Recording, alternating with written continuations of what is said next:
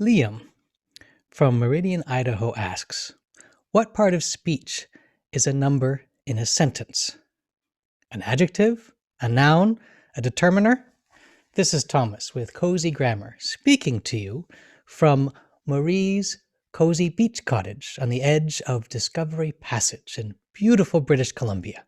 This is our monthly Ask Cozy Grammar session in which our students are given a chance to ask me questions live in a Zoom call.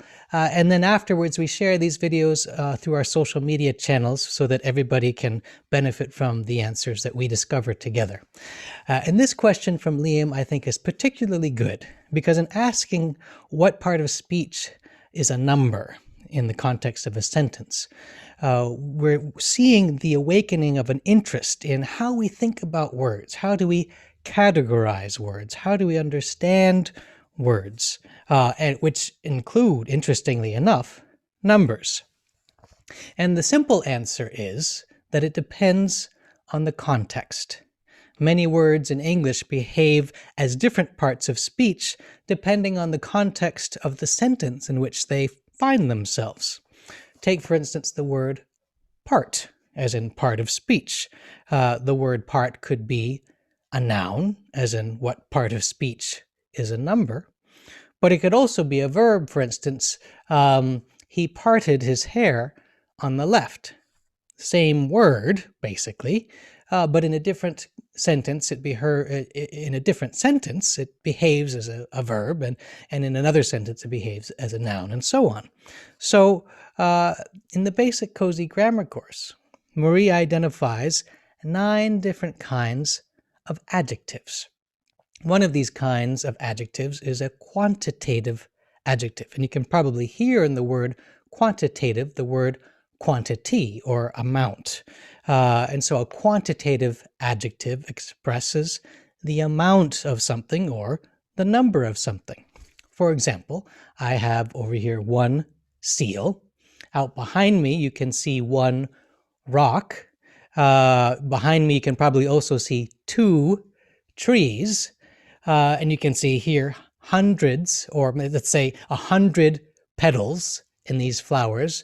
And in the trees, let's say we could say 1,000 leaves.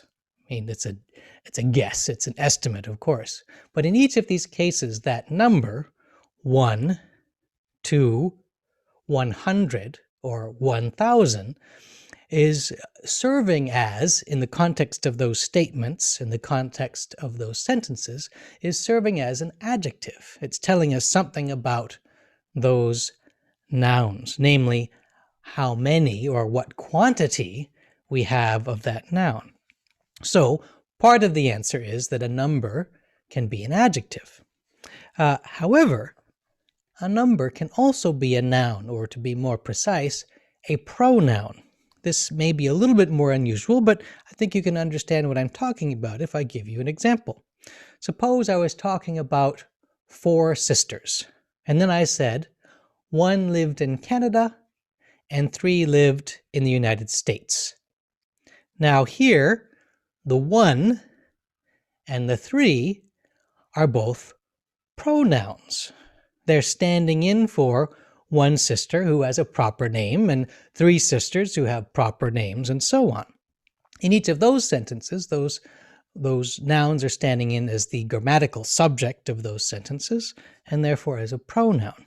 And in fact, if we wanted to be even more technical, these are indeterminate pronouns because they don't specify exactly who we're talking about, but we know we're talking about 1 person that we could identify or 3 people that we could identify. Now, Liam, you also mentioned the word determiner. And a determiner is a word that meets 2 criteria. One is that it indicates that a word that comes after it is a noun, and 2, it is a word that tells us that a word is a noun. One of those words following it is a noun. Now, in fact, determiner is a fairly broad category, and it includes things like articles, an, a, the, possessive pronouns, his, her, etc., indefinite adjectives, and numerals. So yes, numbers are also determiners, but that's a more general category. Depending on the context of a sentence, you can see a number acting as or serving as a pronoun, or more commonly, as an adjective. So again, I commend you, Liam, on your question about what part of speech is a noun in a sentence. And more than that, I applaud you on your interest in looking at the words and the numbers and the bits of language around you and thinking, well, how would I classify this? How would I incorporate this into my growing understanding of grammar, into my understanding of how language works? And one of the things that we can see from this discussion here is that language and grammar are intrinsically contextual. Everything depends at a certain level on everything else. The how we understand a word depends on the context of the sentence in which it is found. And we can even step back further, the context of the sentence within a language, the context of a sentence structure within a language, and so on. Before we close out, Liam, I just wanted to ask if you had any follow-up questions, or if that answers your question to your satisfaction. That was good. Thank you. A lot more complicated than we thought. Yes. Well, and interestingly, one of the things about language and about grammar is that, even a fairly seemingly simple concept or a seemingly simple question can end up connecting to just about everything else. So depending on how deeply you want to go, a question can take you quite into the depths of a language. And of course, that kind of discussion may or may not be necessary, again, depending on the context. So I'm excited, in fact, to have a chance to delve into some of these intricacies, but also to be able to return us to, well, numbers are usually adjectives, sometimes they're pronouns, and it depends on the context of the sentence. So we have another question. Oh, fabulous.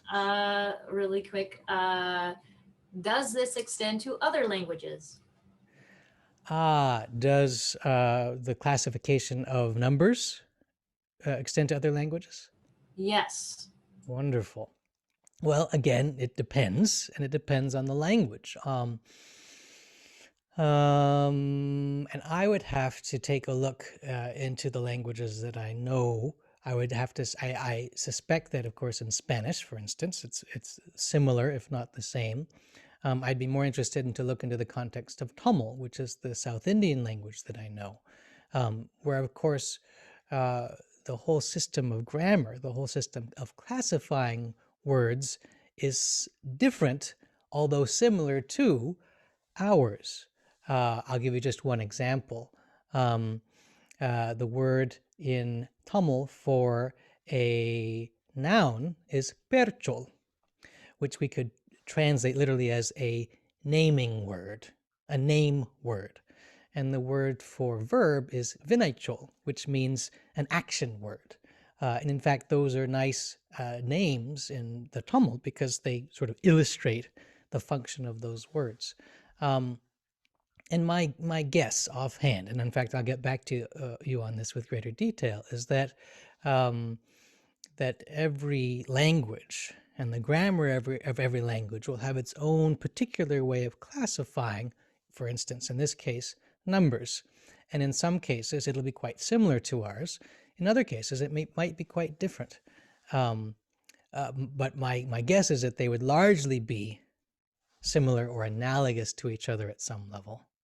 So again, I think that's a wonderful question. In fact, let me just follow that up with one more thing.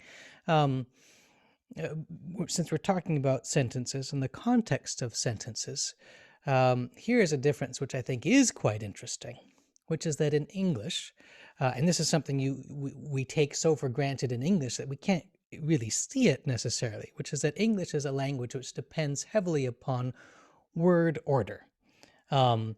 So if I said to you, I went to the store, we know that we would put the I, the pronoun, at the beginning, and we'd put the verb after the subject, the pronoun I went, and then we'd give the prepositional phrase where I went at the end. I went to the store. Now that is just one way of organizing a sentence. In Tamil, for instance, we would actually put it the other way. I would say kadaikku ponen, which literally means the store to went I. um, Somebody listening to that in the context of that particular language would have no trouble understanding because that's the convention. Whereas if I said store to went I, you would either think that I'm sort of making up some sort of pseudo language or Yoda speak, or you think I just didn't understand English. Um, and furthermore, English is a language which depends heavily upon the order of the words to make meaning. This is not true for all languages. There are languages, and Tamil is one of them, in which every word has a kind of marker on it, what is often referred to as a case ending, which means every word has a little marker which says where it belongs in the universe of meaning for that sentence. And then you can start to move the words around and you still get more or less the same meaning, even if there is a conventional form. So that may be another answer that has gone off into territory, more sort of expansive and wild territory than you may have expected. But again, here too, I applaud the question because it shows an interest in how do we think about this thing, this experience, this medium that we call language, that we call words. And I think that one of the wonderful things about studying language and about studying grammar is that it really takes us into, well, what does it mean to express something and be understood? What does it mean to connect to somebody, whether that's in a language that we share or whether we're speaking to somebody across languages, in which case we have to have some kind of medium of translation? And all of this really has to do with how do we be together? How do we be together in such a way that we can share our stories, share our experiences, and share, for instance, our questions? So I hope that that answers your second question, or at least gives a kind of overview as how one might explore that question. Um, Anything to follow up with that? Nope, I think that was amazing. Thank you. Wonderful. Thank you so much.